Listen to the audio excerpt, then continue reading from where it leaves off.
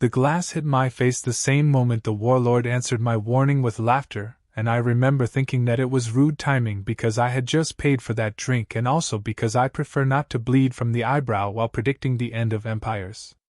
Titan Station breathed like a tired animal around me, vents coughing cold air, neon signs sizzling, all of it smelling faintly of engine coolant and burned sugar from the donut cart that refused to die. I had picked the wrong booth for privacy, a cracked leather coffin with a view of everyone who hated me, which turned out to be half the room. 3 scaly mercenaries lurked near the card table I had just cleaned out, and a bartender whose apron told a longer story than my service record kept polishing a glass and glaring at me like I was an infection that needed antibiotics. Above the bar, a battered news screen replayed the council summit where I told Zarktal the thing no one else would say. "You can attack anyone you want," I told him, "but if you touch Earth's hunters, you will regret it." On the screen he smiled like a knife. In the bar, someone turned up the volume right when I was about to order another drink. People assume war warnings happen in rooms full of banners and dignified chairs. In my experience, they happen where the chairs wobble and the floor is sticky and someone is always trying to sell you a counterfeit souvenir from a world that does not exist. I had most of my scars before I became a liar for peace. That is what you are when you stand in front of an armada and promise that everyone will regret the next move. You are lying for their own good, because you hope they will blink, count to 10, and stay alive. Zarktal did not blink. He had the calm of a tidal wave. The council had invited me because I have a certain reputation and because my old unit, the Splitters, had a way of making impossible things look like scheduling errors. I looked the Warlord in the eyes and said he would choke on the word hunters. He called me a charming ruin. Back at the bar, the merc with the cracked tusk drew close enough for me to smell his breath, which was the odor of something that had died during a philosophical argument. He told me to stop talking about hunters. I told him to stop impersonating a dental emergency. That was when the glass hit my face and I bled, and the bartender sighed and slid a towel across the counter like he was trying to erase me from the scene. I pressed the towel to my eyebrow and considered whether I was going to keep sitting, because sitting felt like defeat and standing felt like paperwork. The merc tapped the back of my hand with a claw to help me decide. I stood. Now the thing about a bar fight on Titan Station is that it is part theater. The first punch is for the exit tax, the second for the vent cleaning, and the third for the memory of a cousin no one liked. I chose to move first, because I dislike exit taxes and cousins. I pivoted, the towel still in my fist, and whipped it into the cracked tusk, then shouldered the second merc into the jukebox so hard it changed tracks to something sentimental about home oceans. The third merc laughed in a way that told me he had never been hit by a chair. I helped him learn. The chair broke, he did not, and as he lurched back he pulled a shock baton that he clearly hoped would write his name on my heart. I had a counter. I also had a better reason to be careful than pride. Before I came in I had received a short burst transmission from an old contact in the belt. "Convoy hit," she said. "Earth origin. Hunter's roster. Not bodies. Not yet." When a message like that lands, humor gets thin and the air gets heavy, and you realize that you are about to spend the next 30 days hating oxygen for sustaining your enemies. That is the emotional part of the story, the part where the ghosts start arranging chairs for a meeting you do not want to attend. Because the hunters are not special forces with medals for breakfast. They are trackers and trappers and climbers and free divers and falconers and people who can read wind the way poets read grief. They grew up chasing things that did not want to be found and catching them without breaking the world around them. The military never understood why we wanted them near the outer lines, but every commander who lived long enough learned to place a hunter exactly where a map refused to make sense. I warned Zarktal because I had seen what happened when people mistook restraint for weakness. The baton came for my ribs, and I let it kiss the air. I stepped inside and the merc smelled like hot iron and bad decisions. He tried to say something clever. I banged his head into the edge of the counter, and the clever thing turned into a sound that might have been spiritual growth. The bartender made a noise of protest, and I flashed him a smile that said I would pay for every splinter if I lived to leave a tip. He did not smile back. The cracked tusk recovered and charged. I let him pass and placed a small prod device against his spine. He went to sleep like a bored child. The jukebox crooned about home. I wiped my eyebrow again and told the remaining merc that I had run out of chairs and patience. He dropped the baton and raised his hands in the ancient language of I choose tomorrow. In the quiet that followed came the whisper of boots and the sigh of a door, and a young courier in a dirty orange jacket hurried in with the kind of posture that says this message is trouble and I will feel better once it is yours. He found me by looking for the biggest mess and the smallest smile. He handed me a slate with the belt contact signature and a clipped briefing. Hunter's convoy ambushed near the Moray Gate. Escorts disabled, 15 personnel unaccounted for. Evidence of tag chains, meaning live capture. For a second I felt a cold draft go through my bones the way winter goes through a house with bad windows. Then I felt angry because I had told him and he had laughed. Here is the situational conflict, if you enjoy formal labels. The Council wants peace talks and trade credits. The Warlord wants cannons that talk in long sentences. The station wants you to pay for the broken chair. And I want the hunters back before their captor finds out what they are worth. That worth is not in training recruits. It is in teaching an army how to think like weather. That is the only way empires last. Zarktal knew that, or at least suspected it. His problem, and now my problem, was that he assumed hunters come cheap. I have spent enough nights in jungles and deserts to know that hunters only appear cheap until a sandstorm wears your face and a river forgets its banks. I slid the slate back to the courier and asked for a minute. I needed to retrieve a debt.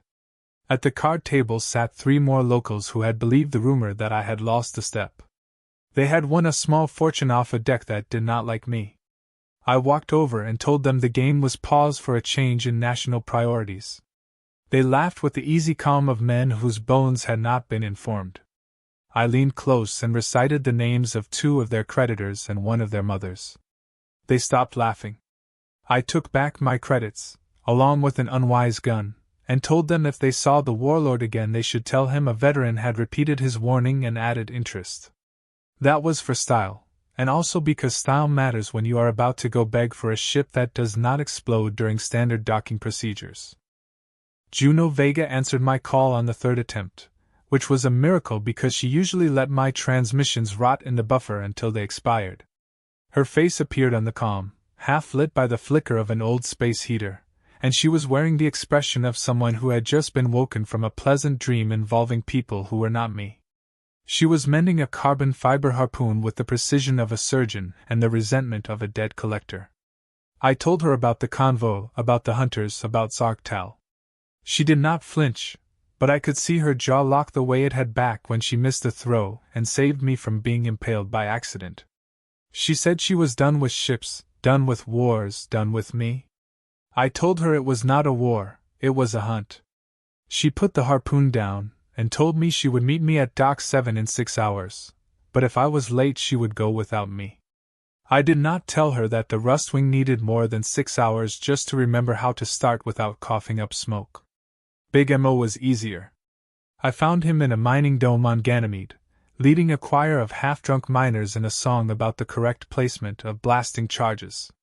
His voice was loud enough to vibrate the comm pickup and the image was a blur of laughter and swinging mugs. I told him about the hunters. His singing stopped like someone had shut a hatch on the sound. He asked how many were taken and I told him the number. He set down his mug, told the miners to finish without him, and disappeared from view. A minute later he returned with a bag the size of a small coffin, probably full of things that make impressive noises. He said nothing about money or risk. Big Mo is the sort who treats loyalty as a currency and never lets it depreciate. Tasha Lin was the problem. I found her in an orbital rookery above Europa, surrounded by birds that were not birds but small drones with feathers of carbon weave and eyes like sapphires. She was teaching one of them to mimic the sound of a door opening. When she saw my face on the comm, the bird took off in a startled flutter and vanished into the rafters. Tasha crossed her arms and told me I was out of my mind. She reminded me of the last time we worked together, when one of my decisions had nearly cost her an entire flock in an asteroid belt full of debris and bad luck. I told her this was different. She said it was always different until it was the same. I said hunters had been taken. She stopped speaking and the air between us felt heavier. Her birds returned one by one, perching around her like judges in a trial. She finally said she would come, but only if she was in charge of her own deployments, and if I stayed away from her coffee. I agreed to one of those things. 6 hours later they stood on the Rustwing's ramp, each carrying their own brand of skepticism. Juno looked at the ship like she was trying to decide if it was a practical joke. Big Emmo patted her hull with the affection of a man greeting an old but unreliable friend.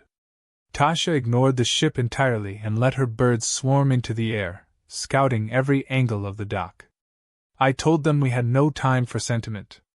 The Warlord's fleet would be moving the hunters to his territory, and once they crossed into his core systems, retrieval would mean an invasion. We could not mount an invasion. We could, however, mount something messier. The first hour on board was a symphony of complaints. The Rustwing's corridors were narrow enough to encourage personal space violations, and her engine room smelled like someone had boiled 1,000 socks in engine grease.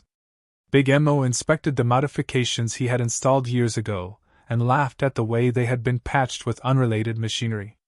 He pointed out the barbecue grill he had once embedded in the ventilation shaft, still there and still functional, though covered in a layer of dust thick enough to support moss if we had been sentimental enough to keep plants. Juno tested the weapons system, which groaned like an old man getting out of bed but still powered up. Tasha set her birds to mapping the entire ship in case we needed emergency shortcuts later. We launched into the black, Titan station shrinking behind us like an old regret you can still see if you turn around. The crew settled into their old rhythms, which mostly meant arguing about everything except the mission. Juno criticized the way Big Emmo had calibrated the artificial gravity, claiming it was giving her a limp. Big Emmo retaliated by suggesting her harpoons were decorative and better suited for hanging over a fireplace. Tasha stayed out of the fight, which was suspicious in itself, and focused on feeding telemetry from her birds into the NAV system. I let them bicker because it kept their minds from the fact that we were sailing toward the mouth of something that eats fleets. The first stretch of space between Titan and the Moray Gate was quiet, too quiet for my taste. In my experience, quiet meant someone was either waiting for you to relax or already inside your walls. I stayed at the helm, watching the scanners for shapes that did not belong. We had to keep the Rustwing's profile low, which meant coasting without active drives for long stretches. That gave us time to talk about the hunters.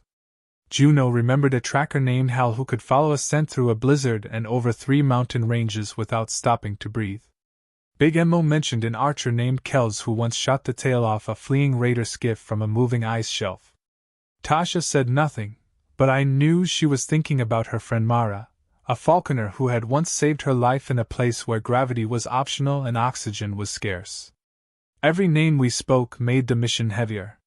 When we hit the halfway mark to the gate, I called a meeting in the mess hall. I laid out what little intel we had. The convoy had been ambushed in a narrow corridor of space between 2 plasma storms, a place where navigational errors meant you cooked from the outside in. The attackers had disabled the escorts with precision shots, leaving the hunters' transports intact but powerless. That kind of work meant professionals. It also meant they wanted the cargo alive. Zarktal's men had tagged the ships and towed them toward the gate. The gate itself was a neutral zone in theory, but in practice it was a place where deals were made and debts were collected, sometimes in blood. Our window was shrinking. Juno wanted to intercept them at the gate itself, using the traffic as cover.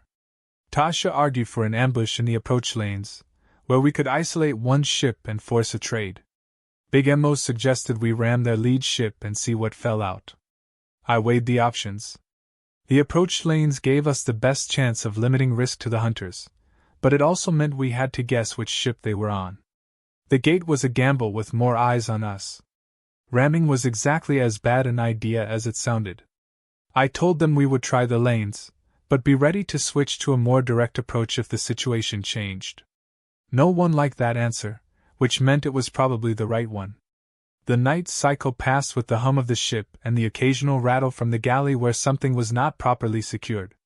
I walked the narrow corridors, listening to the Rustwing's metal bones settle under the stress of travel. I found Juno asleep in the gunnery chair, harpoon cradled like a child. Big Mo was in the engine room, singing softly to himself as he cleaned a detonator.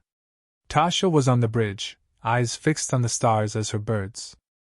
The Rustwing's so-called upgrades were a museum of questionable engineering decisions. Big Mo had been responsible for most of them during a period of his life when sleep was optional and access to a scrapyard felt like a personal challenge.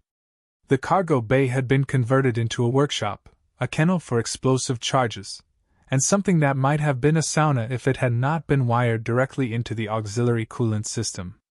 There were heat shields welded over places that did not get hot, extra windows in places with no view, and a turret mount that could only fire in a 70-degree arc but had a comfortable chair bolted to it. The most infamous feature was still the barbecue grill in the engine room, installed in a fit of culinary ambition during a 3-month blockade. Mo claimed it improved morale and thermal balance. The rest of us suspected he just liked the smell of meat in zero gravity. We were drifting toward Nebula 9 when the first sign of trouble appeared on the scanners. The nebula was a swollen mass of ionized gas, beautiful from a safe distance and murderous up close, a favorite place for raiders to stage ambushes. The scanners showed a sudden shadow in the lanes ahead, too symmetrical to be natural. Tasha confirmed the readings with her birds, which zipped ahead and sent back images of ships tucked into the folds of the nebula's clouds. Juno cursed under her breath and tightened her grip on the gunnery controls. Mo smiled like a man invited to a dance where everyone was wearing dynamite. We cut the drives and drifted, letting the current of charged particles carry us closer. The raiders were patient, which made sense. They thought they had us funneled into their kill zone. The trick was to make them believe they were right until the exact moment they were wrong. I sent one of Tasha's birds to loop around the back of the formation and beam false readings into their sensors. The data showed our ship veering slightly off course, exposing what they would think was our vulnerable flank. Raiders do not pass up a gift like that. The nearest ship broke formation and moved to intercept. That was when Juno powered up the secondary turrets, and Mo fired 2 magnetic pulse charges from the belly of the Rustwing. The first charge shorted their navigation array. The second hit their starboard thrusters, sending them spinning into the edge of the nebula where the static storms would keep them busy for a long time. The other 2 ships closed in fast, but we were already moving. Juno's harpoon launcher, a grotesque fusion of human and alien tech, spat a hooked cable into the hull of the lead ship. The harpoon's head buried itself deep, then discharged a shock pulse that sent a shudder through their structure. At the same time, Mo dumped a string of decoy mines that burst into clouds of superheated scrap, forcing the third ship to veer off course. It was not elegant, but it was fast, and it got us through the trap without taking more than a few glancing hits. We could have kept going, but I had a thought that chilled me. These were not just random raiders. They had been in the right place at the right time with the right formation. Someone had told them our route. That meant there was a leak somewhere, and the only places that leak could come from were the Council, my old contacts, or this ship. I filed the thought away for later because dwelling on it now would only make me hesitate, and hesitation is what gets people dead in space. Our next move was to press the advantage. The crippled lead ship was limping away, still tethered to us by the harpoon line. I ordered Juno to reel them in, and the Rustwing's winch groaned under the strain. When they were close enough, Mo fired a boarding spike into their airlock. We cycled through with weapons drawn, expecting heavy resistance. Instead we found a half-conscious crew, their systems fried from the shock pulse, and one very nervous alien lieutenant who seemed to know my name before I even spoke. He was a wiry, scale-plated creature with a long scar down his throat and the jumpy eyes of someone who had survived more battles than promotions.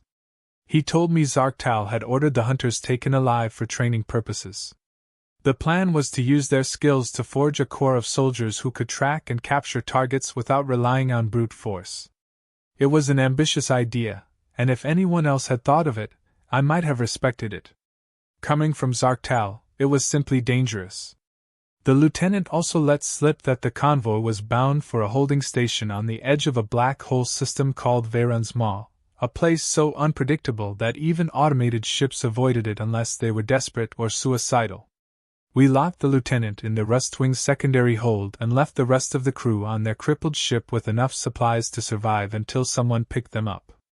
Juno wanted to scrap the ship entirely, but I reminded her we were trying to keep our profile low and random debris fields were not subtle. She said subtlety was overrated. Mo agreed with her, but for different reasons. Tasha stayed quiet again, her birds shadowing us in eerie silence. The Veyron route was a nightmare of gravitational eddies and radiation bursts. The fastest way to get there was through a shortcut known as the Black Hole Arc, a corridor that skimmed the outer event horizon of a collapsed star. Navigating it required precision timing, unshakable nerves, and the kind of ship that would not fall apart under stress. The Rustwing was none of those things, but I had flown worse through tighter spaces. I told the crew we were taking the Ark. Juno called me insane. Mo called it a beautiful gamble. Tasha just looked at me like she was already planning the escape routes in case the ship started to die mid-run. The first minutes in the Ark were smooth enough to almost feel like luck. The black hole loomed to our right, a swirling maw of darkness surrounded by a shimmering accretion disk that spat light like a dying god. The ship's hull vibrated under the tidal forces, and the warning klaxons sang in uneasy harmony. Every now and then a ripple of space would twist the stars outside into bent lines and strange shapes, like someone folding a map in the wrong places. Mo manned the thrusters, his hands steady as he adjusted our position by fractions of a degree. Juno kept her eyes on the weapons array, scanning for anything that might use the Ark as cover. Tasha's birds flew ahead in tight formation, relaying data faster than our own sensors could manage. Halfway through, the Rustwing shuddered violently as a wave of gravitational distortion hit us from behind. The inertial dampers groaned. A panel on the bridge sparked and died, filling the air with the acrid smell of burnt circuitry. For a moment I thought we were going to be pulled sideways into the disk. Mo shouted for more power, and I slammed the throttle forward, forcing the jump core to drink deep from the reserves. The ship screamed, but she moved, and the distortion passed behind us like a predator that had decided we were not worth the effort. When we emerged from the Ark, the crew exhaled as one. Ahead of us, hanging like a spider at the edge of its web, was the holding station. It was a jagged construction of black alloy, bristling with antennae and weapons emplacements, orbiting the faint glow of the maw. Even at this distance I could see the faint flicker of its shield lines. We made it within striking distance of the holding station by shadowing a convoy of automated freight haulers. They were hauling raw ore from the asteroid belts, massive slow-moving hulks that provided perfect cover against long-range scans. The Rustwing stayed tucked in their blind spot until the last possible moment, and then we drifted away on minimal thrusters, slipping into the station's docking ring like we belonged there. We had forged clearance codes from a decade-old mining registry, and for a heartbeat I thought we might actually walk in unchallenged. That hope died when the docking clamps locked harder than expected and the external comm crackled with a voice that already knew our names. We had been expected. The airlock cycled open to reveal half a dozen armed guards with armor designed to make them look larger than they were. Behind them stood a tall figure in ceremonial plating, the metal etched with swirling alien patterns. Zark Tal was not there himself, but his second-in-command was, a brute named Rezik who had a reputation for collecting the teeth of his opponents. He told us to step out, drop our weapons, and prepare to be presented in the arena. The crew exchanged quick glances. Fighting in the docking bay would mean dying before we even saw the inside of the station. We surrendered our visible weapons, knowing we each still had hidden tools of our own. The walk through the station was like moving through the stomach of some enormous predator. The walls were dark alloy, ribbed and pulsing faintly with energy from the reactors deep below. The air was hot and carried a tang of ozone, as if lightning had passed through moments before. We were marched into a wide chamber ringed with tiers of seats. The arena floor was a rough oval of sand and jagged metal fragments, and above us an audience of alien officers and mercenaries looked down with the hunger of spectators at a blood sport. At the far end, on a raised dais, sat Zark Tal himself, massive shoulders draped in a hide that looked suspiciously like it had come from something intelligent. His eyes found mine and held them, and he smiled with the same casual contempt he had shown at the council. The first challenge was announced in a language most of the crew could not understand, but the meaning became obvious when the gate opposite us opened and a creature the size of a shuttle stalked out. It had 6 legs ending in hooked talons, a mouth that split vertically into rows of teeth, and eyes that glowed a sickly yellow. The crowd roared. Juno shifted her stance. Big Mo grinned like a man about to test new explosives, and Tasha's gaze darted to the rafters where her birds had already started slipping in through ventilation grates. The fight began with the beast charging straight at Mo, perhaps sensing the biggest target. He rolled aside with surprising agility, and planted a shaped charge on one of its legs. The blast staggered it but only made it angrier. Juno moved in next, harpoon in hand, aiming for the eyes. The creature jerked its head, and the harpoon sank into its neck instead, sending up a spray of blue blood that steamed in the hot air. The crowd howled its approval, and Zarktal leaned forward slightly, his interest piqued. Tasha stayed back, directing 2 of her drone birds to dive at the beast's face, distracting it long enough for Mo to plant another charge under its chest. This one blew it off its feet, leaving it twitching in the sand before it went still. We barely had time to breathe before the next gate opened and 2 smaller but faster predators burst out. These were quadrupeds with skin like polished stone, and claws that scraped sparks from the floor. They moved in perfect coordination, one drawing our attention while the other tried to flank. Juno intercepted one with a spinning strike of her harpoon, while Mo and I doubled up on the other, forcing it into a corner where Tasha's birds could slash at its eyes with razor-edged talons. The fight was over in less than 2 minutes, but it left us winded and bleeding from shallow cuts. Zarktal rose and descended from his dais, moving with the slow certainty of someone who knows no one will challenge him.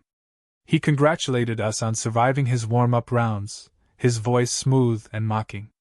He said he had always wondered if humans fought as well as they bragged, and now he knew. He also knew, he said, that hunters were worth the trouble of capturing alive. I told him he was making a mistake. He told me the mistake was mine for coming here without an army.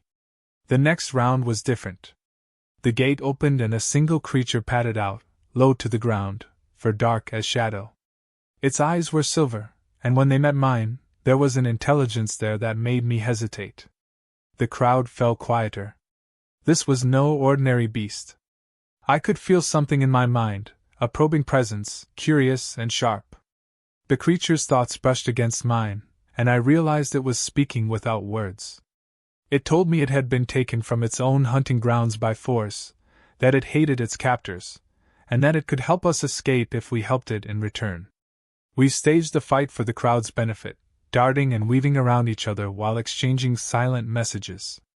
The creature told me there was a weak point in the arena's shielding on the far side, near the service hatch where supplies were brought in. If we could get there, it could disable the systems long enough for us to slip through. I relayed the information to the others in quick bursts between attacks, making it look like we were just shouting over the noise.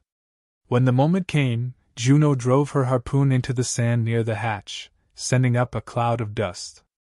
Mo lobbed a small smoke charge into it, and under that cover, the creature leapt at the wall, claws tearing into the alloy. Sparks flew, and the arena's lights flickered. The shielding collapsed with a crackle, and we sprinted through the gap into the service tunnels. The crowd erupted in chaos, and Zarktal's voice boomed behind us, ordering the guards to capture us alive. The tunnels were narrow and hot, filled with the smell of oil and something rotten. We ran with the creature leading the way, its silver eyes glowing faintly in the dark. Behind us came the pounding of boots and the bark of alien voices. Tasha sent her birds back to slow them down, the drones weaving and slashing in the tight space. Mo planted small charges on the walls as we passed, and moments later the pursuit was slowed by the concussive blasts. We reached a maintenance lift that shuddered under our combined weight as it rose toward the docking bays. The creature sat calmly beside me, its breathing steady, as if this was all part of its own hunt. It told me its name in a sound my throat could not make, and I decided to call it Silverclaw until I could do better. It said it would stay with us for now, that its debt was not yet paid. I told it we would settle that score once we were all clear. The lift doors opened onto a bay filled with small scout craft. None were as fast as the Rustwing, but they would do. We piled into one, Tasha taking the controls while Mo and Juno secured the hatch. As we lifted off, alarms wailed across the station, and I caught a last glimpse of Zarktal standing at the edge of the bay, watching us with a look that promised our paths would cross again. Silverclaw sat at my side, gaze fixed on the stars ahead. I had the strange feeling that escaping the arena was only the beginning of something far larger than any of us had planned. The stolen scout craft was quick but fragile, its controls tuned for short patrol hops rather than the kind of desperate sprint we needed. Tasha kept the throttle wide open, weaving between drifting debris and the faint trails of old mines that glittered in the dark like malignant stars. The comms lit up with pursuit chatter, Zarktal's ships scrambling from every vector. We had bought a head start, but it would not last long. The Rustwing was still clamped to the docking ring on the far side of the station, and without her we were just prey in a stolen tin can. Silverclaw crouched by the hatch, ears twitching, its gaze flicking toward every sound like it was mapping the battle already unfolding outside. We came in low under the shadow of a cargo truss, the station's outer lights sweeping across us in long arcs. I could see the Rustwing ahead, her battered hull glinting under the station flood lamps. There were guards in the docking bay, and one of Zarktal's smaller attack craft was parked close enough to make boarding difficult. Juno wanted to blast through, but the scouts' weapons were light, and a firefight would bring every gun on the station down on us. I told Tasha to swing around the far pylon and cut engines. We would drift in, silent, using momentum and shadows. The maneuver worked well enough to get us close, but the final approach was chaos. One of the guards spotted us and opened fire, the bolts scorching the hull. Big Mo yanked open the hatch and leaned out with a compact grenade launcher, his shot turning the guard post into a rain of burning shrapnel. Juno was already moving before the fragments settled, vaulting across the gap between ships and cutting into the Rustwing's hatch lock with a portable plasma torch. We piled in after her, Silverclaw slipping through like liquid shadow. The moment we sealed the hatch, Mo was at the controls, breaking the clamps with a scream of metal as Tasha fired up the main engines. The Rustwing lurched free, her systems waking with the sluggish reluctance of an old predator roused from sleep. We blasted away from the station with a trail of pursuit ships lighting up behind us. Juno manned the rear turrets, picking off the fastest craft, while Mo plotted a course that threaded between asteroids and discarded freighter husks. The enemy was closing, and I knew we needed more than just evasive maneuvers. That was when I told Juno to cut her fire for a moment and let them get closer. She gave me a look like I had finally gone mad, but she obeyed. Mo prepped the belly charges, and when the lead ships were nearly on top of us, we dropped a string of mines into their path. The detonation was a rolling wave of light and debris, scattering the formation and buying us enough time to push into the darker reaches beyond the trade lanes. The respite did not last. A shadow loomed on the scanner, larger than anything in the immediate sector. It was Zarktal's personal cruiser, the kind of ship that could strip us to atoms in under a minute if he decided to stop toying with us. The comm hissed and his voice filled the bridge, smug and steady. He told me I had spirit, but I had brought the wrong crew for the game I was trying to play. His words were aimed to rattle me, but they slid off. I had heard them before from other warlords, right before they learned the cost of their arrogance. I cut the channel and told Mo to prepare for a boarding maneuver. If we tried to run, we would die. If we went straight at him, maybe we would still die, but we might take the prize first. The plan was simple and suicidal. We would fake a systems failure, letting the Rustwing drift dead in space. When his ship moved in to finish us, we would fire the emergency thrusters, latch onto his hull, and cut our way to the command deck. The element of surprise was our only ally. Juno killed all external lights, and Tasha's birds swarmed into the black, ready to harry any crew we encountered. We powered down the drives and waited. The cruiser loomed closer, its flanks bristling with weapons. At the last possible second, Mo fired the hidden thrusters, slamming us into the underside of their docking bay. The magnetic clamps held, and we punched through the hatch with a breech charge. Inside, the corridors were wide and humming with power. We split into 2 teams, Juno and I pushing toward the command deck while Mo and Tasha headed for the system's core to plant charges. Silverclaw stayed with me, moving ahead like it could already smell the Warlord.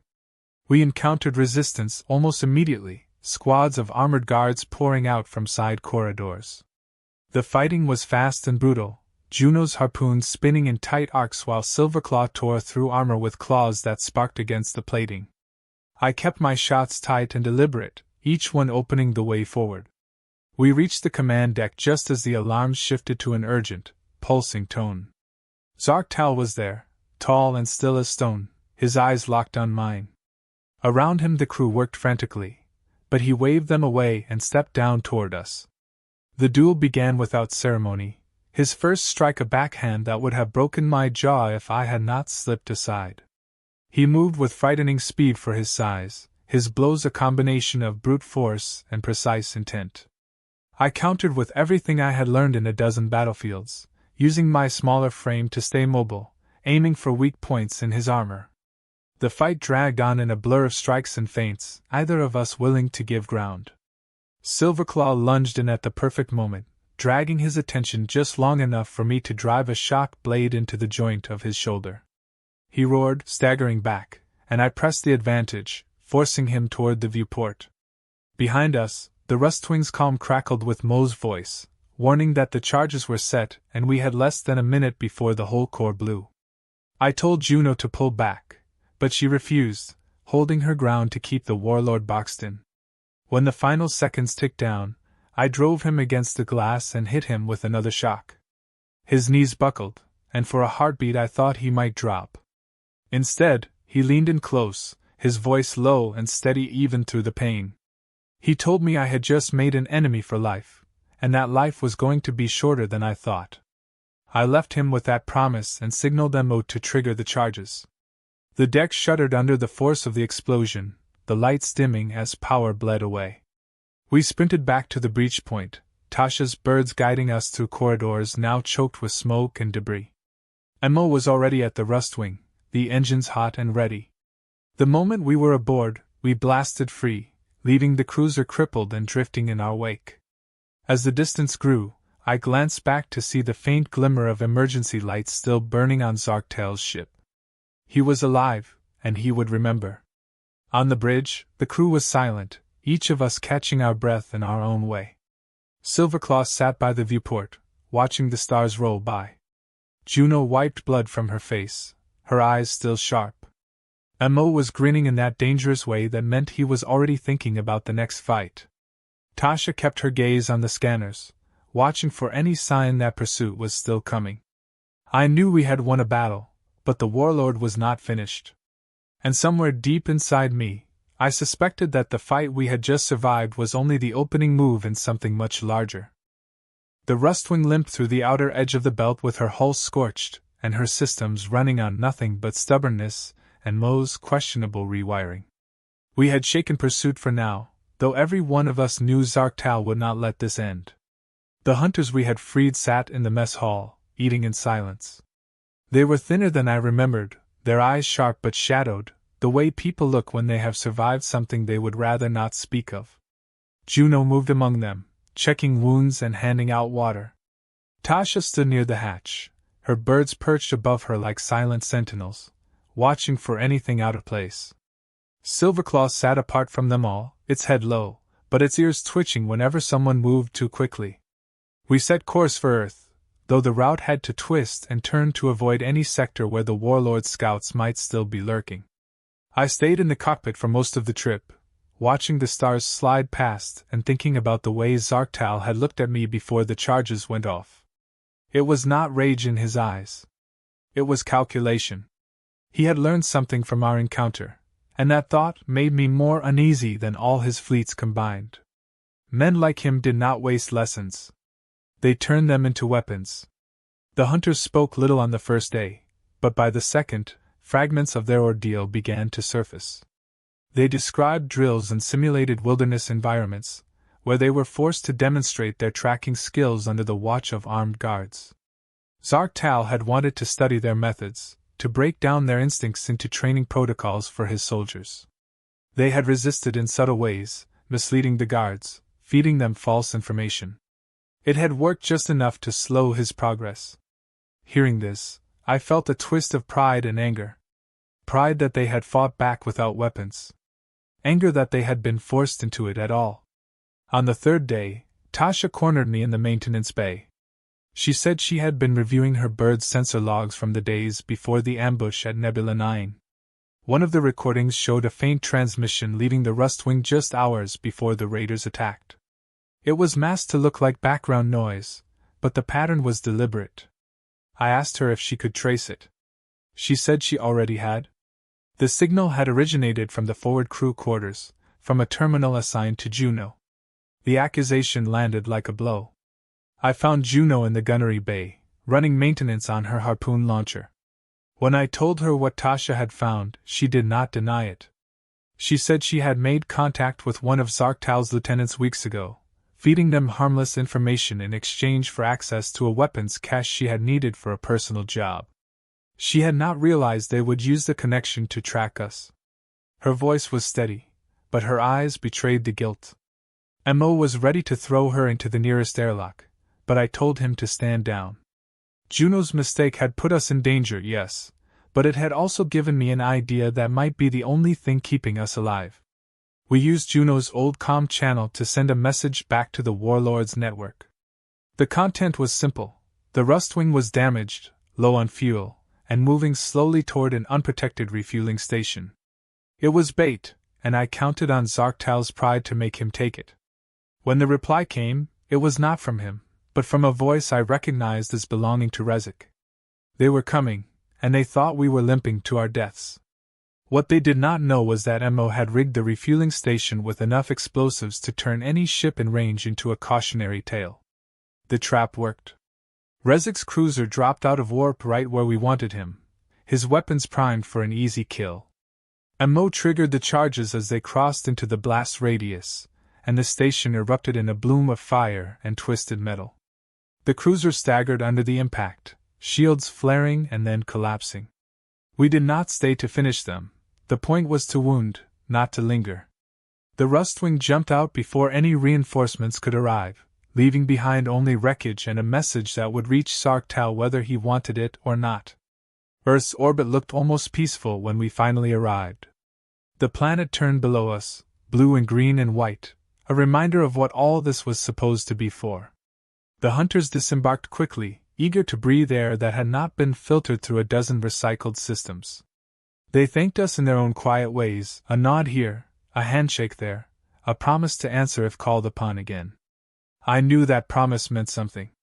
Hunters did not offer it lightly. Silverclaw chose to stay. It said it owed a debt, though it never specified what form that debt would take. It padded down the ramp beside Big Mo, who already looked at the creature like it was an old friend. Mo said he would see about finding it a place in the forests of the northern continent, somewhere it could hunt without chains. I suspected it would not stay there long. Creatures like Silverclaw did not settle. I walked the length of the Rustwing one more time before shutting her down for repairs. Every dent and scorch mark told a piece of the story, and I could hear the echoes of every decision we had made. Tasha joined me on the bridge, saying nothing for a long while. When she finally spoke, it was to ask what I thought Zarktal would do now. I told her I did not know, but I was certain he would not stop. The power vacuum his defeat would create in his own ranks might be worse than his rule had been. Men like him left chaos in their wake, and chaos had a way of breeding something even more dangerous. That night, in a quiet bar far from the docks, I sat with a drink that did not taste like engine coolant for the first time in weeks. The news screens replayed footage of our return, painting us as heroes in one segment and reckless mercenaries in another. I was halfway through the drink when a shadow fell over the table. A man I had never seen before slid into the seat across from me. He wore a plain black jacket and carried himself like someone who had been trained to avoid attention. He said he was an envoy from an organization based on Earth, one that specialized in dealing with threats most people did not know existed. They had been watching the events with Zarktal very closely, He told me the Warlord was not the only one with an interest in Earth's hunters. There were others, older and far more patient, who had stayed hidden until now. The organization he represented had been keeping them in check, but recent events had stirred things up. They wanted me to join them, to lead missions beyond the public eye, missions where hunters might again be the difference between survival and extinction. I asked him what made him think I would say yes. He smiled faintly and said he had already spoken to Juno, Mo, and Tasha, and they were interested. Even Silverclaw, he claimed, had agreed in its own way. I leaned back in my chair and considered the offer. Part of me wanted to walk away, to leave the fighting to someone else. But another part knew that walking away was never really an option. I had warned one warlord not to touch Earth's hunters, and he had ignored me. Now the game was bigger, the stakes higher, and the players more dangerous. I finished my drink, set the glass down, and told the envoy to get me the details. He nodded, as if he had known my answer all along, and rose to leave.